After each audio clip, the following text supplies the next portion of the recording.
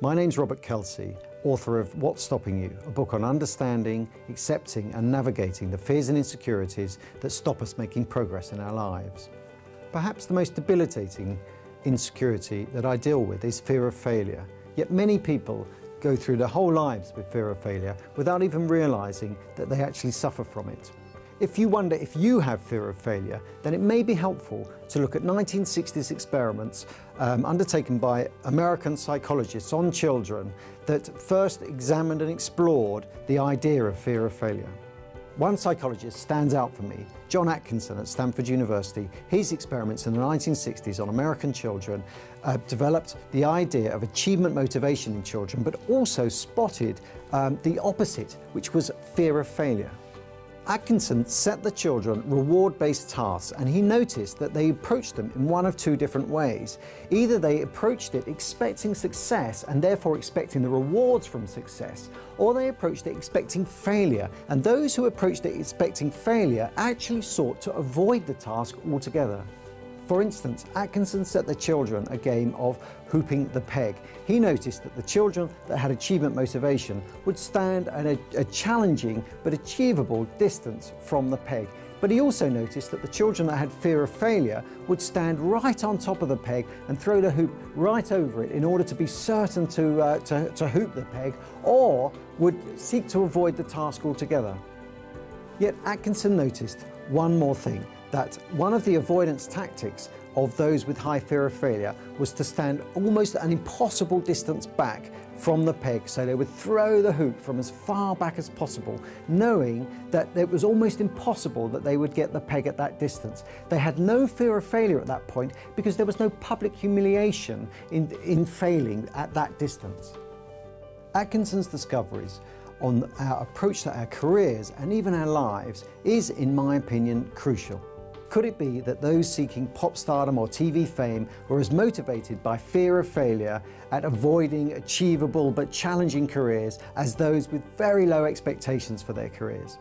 Another psychologist, Norman Feather, also found that those with fear of failure would be disinclined to continue a task they had first failed, wanting to avoid the shame of failure.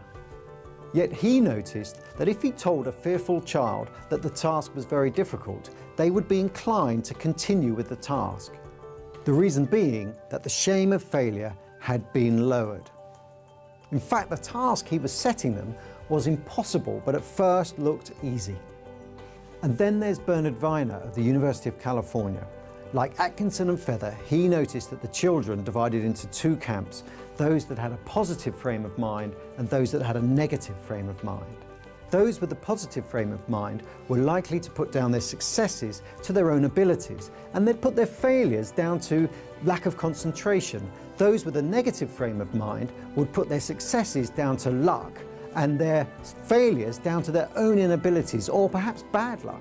This is the locus of control, and it explains the extent to which individuals feel they are in control of their own progress. Those with an internal locus of control believe they are in charge of their own progress, and it's their lack of abilities or perhaps poor focus or lack of concentration that will be the determinant of whether they make progress or not. Those with an external locus of control will look at things like luck or superstition or perhaps prejudice against them, or even their innate lack of inabilities, and it's that will decide their progress. When I read about these experiments, they had an enormous impact on me. I realised that I was someone with fear of failure. What I also realised was that there was many people out there that had fear of failure and didn't even realise that it was that insecurity that was holding them back in their careers and in their lives. My book, What's Stopping You, explores the fact that our poor self-beliefs lead to poor evaluations that lead to often self-fulfilling, disastrous results. And I try and offer a way out of this mental prison by offering small, well-planned steps that deal with goal setting, with strategy, with execution, with being efficient. Importantly, it also offers tactics on dealing with people, whether it's the boss, our colleagues, future employers, future employees, business partners, or whoever. There are no quick fixes, but there are small steps we can take for sustainable and measurable progress that takes us away from our debilitating and self-fulfilling fear of failure.